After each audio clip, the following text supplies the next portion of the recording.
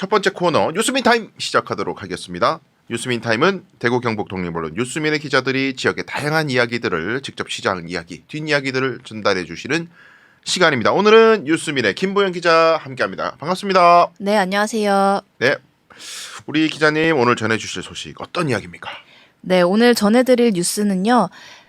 구미 1호 외투 기업인 동양전자초자의 폐업 통보에 따라서 노조가 이제 배당만 챙기고 먹튀라고 주장을 한다는 뉴스입니다. 네, 동양전자초자, 초자?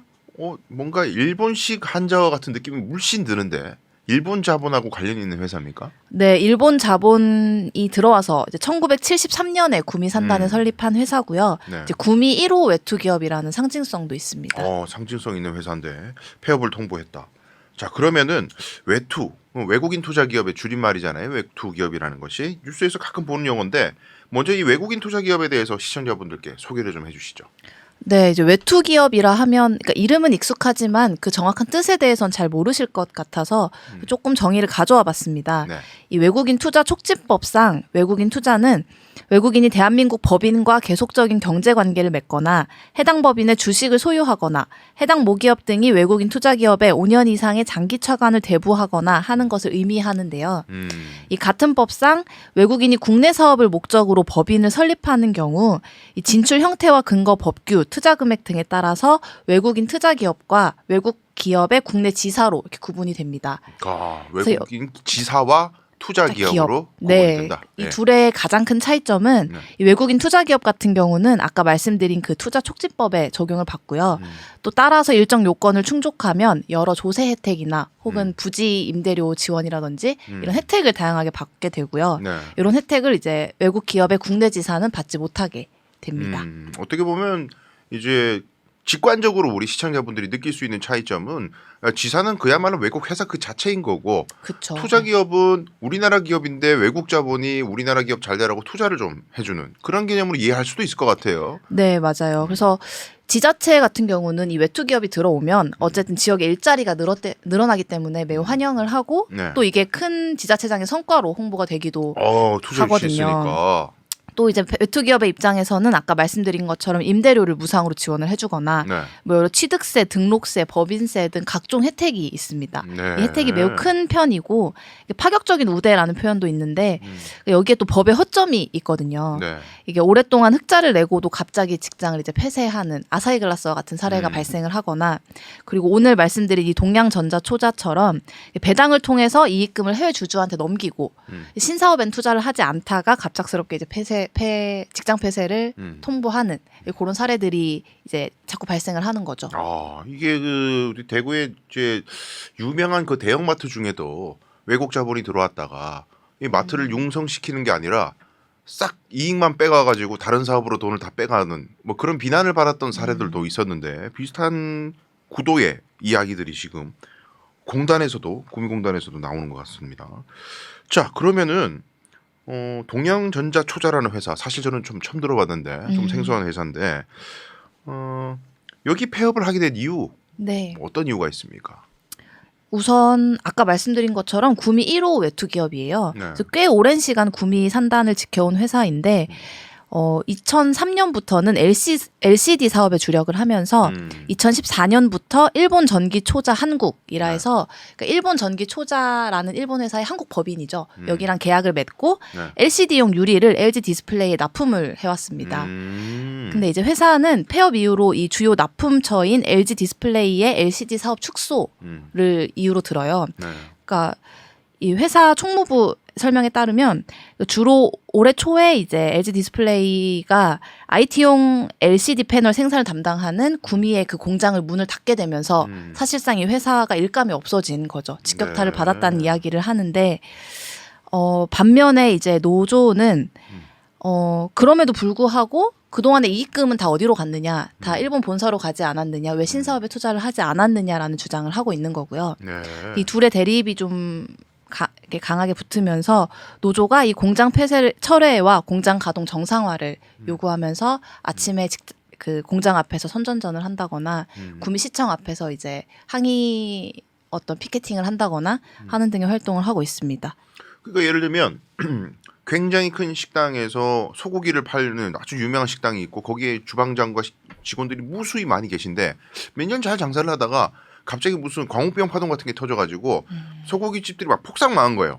예를 들어서 그쵸. 폭삭 망했을 때 우리 회사 사람들 입장에서는 소고기 장사가 안 되면 중국집으로 전환을 하거나 다른 음식점으로 좀 바꿔서 우리가 먹고 살 수 있게끔 우리 정든 이 직장이 유지됐으면 좋겠는데 이 양반이 사장님이 장사 안 되네 때려쳐 너희들 다 나가 이렇게 하는 거 너무 무책임하다. 그쵸. 새로운 사업에 이때까지 번 돈이 쌓여 있는데 그쵸, 그 돈으로 중국집을 해도 되고 일식집을 해도 되고 얼마든지 할 수 있는 역량이 있는데 왜 그걸 안 하고 우리 다 나가라고 그러느냐 이런 이야기를 노조 입장에서는 할 수가 있겠네요. 맞습니다. 이 회사 총무부에서도 우리도 같은 회사 직원이지 않냐고 얘기를 하면서도 이 일본 전기 초자라는 일본 본사의 결정을 뒤집기는 어렵다는 이야기를 해요. 그러니까 이게 사측과 노조 쪽의 대립이라고 보기보다는 이 외투 기업의 어떤 전형적인 고질적인 문제인데, 그러니까 본사의 결정을 이 사측도 어떻게 할 수가 없는 그러니까 이런 문제들이 계속해서 비슷하게 발생을 하고 있는 것 같습니다. 그러네요. 외국 자본이 투자가 됐으니까 투자자 입장이 가장 어떻게 보면 목소리가 힘이 있을 것 같고 네. 뭐 회사들 힘이 없다. 그렇죠. 그렇게 이야기를 하는 거죠. 그런 식으로 이제 대립이 되겠네요. 어쨌든 참 이렇게 폐업이 되고 노동자들이 갑자기 일자리를 잃게 되면 정말 허망하고 슬플 것 같은데 대구 경북 특히 구미산단에서 이런 외투기업 폐업 사례가 많다. 제가 이런 이야기를 들었어요. 외국인 투자기업 폐업으로 인해서 문제가 되는 그런 사례들이 진짜 많습니까? 네, 이제 올해 초에 한국 옵티칼 하이테크라는 외투기업도 폐업을 이제 노동자들에게 갑자기 이야기를 했는데요. 여기는 규모가 꽤 큰 회사였습니다. 한때는 직원이 700명 정도. 2017년에는 매출액이 뭐 7,800원 정도에 달했을 정도의 회사인데 여기도 같은 이유로 이제 주요 납품업체인 LG 디스플레이의 공장 이전으로 매출액이 확 줄었다는 걸 폐업 이유로 들었고 또 반면 이 회사 같은 경우는 폐업의 배경에 그 대형 화재가 있긴 합니다. 크게 불이 나면서 공장 한 개동이 전소하고 또 300억 원이 넘는 재고가 불타면서 여기도 이제 본사가 폐업을 공장 청산을 결정을 한 거죠. 여기도 직원들 중 일부가 희망퇴직을 거부하고 또 공장 재가동을 요구하고 있어서 아직까지 문제가 해결되지 않은 현장입니다. 이런 사례들이 반복될 때마다 참 어려운 것 같아요. 이게 경영상 이유로 정리해고를 할 때마다 정리해고의 대상을 정하는 문제나 이런 것 때문에 뭐 투쟁이 일어나고 참 많은 문제들이 일어났는데 이게 정리해고 수준이 아니라 아예 그냥 회사를 일거에 폐업을 해버리는 특히 대기업에 납품을 하는 사실 이런 용어 참 적절하지 않은데 일본식 한자어입니다만 하청업체 소위 말하는 하청업체라는 곳에서 거래관계가 끊겼다는 이유로 일시에 폐업을 하고 그건 또 그냥 정당한 해고 사유로 인정이 폭넓게 되고 일거리가 없는데 회사가 어떻게 운영을 하느냐 뭐 이런 이야기들 참 많이 듣는 것 같아요. 근데 어쨌든 근본적으로 이런 문제의 원인은 외투 기업들이 우리 한국에서 기업을 잘 융성시켜 가지고 이익이 생기면 다시 재투자를 하고 발전시키고 그런 선한 동기가 있다기보다는 단기 기간이라도 수익이 나면은 금방 빠져버리는 그쵸. 그런 일들이 반복이 되는 것 같은데 혜택 많이 받고 들어오잖아요. 그렇죠. 근데도 이렇게 무책임하게 폐업을 계속하는 거 좀 문제 있는 거 아닐까요?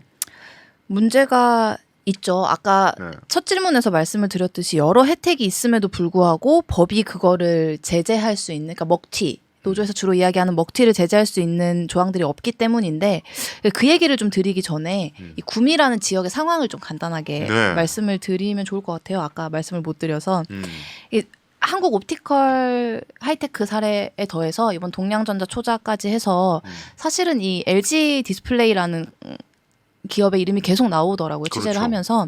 왜 그럴까 봤더니 이 구미공단 안에서 이 대기업 LG 디스플레이의 사업구조 전환이 주요 원인이더라고요. 그러니까 외투 기업의 연이은 폐업은 그로 인한 현상 중에 하나인 거죠.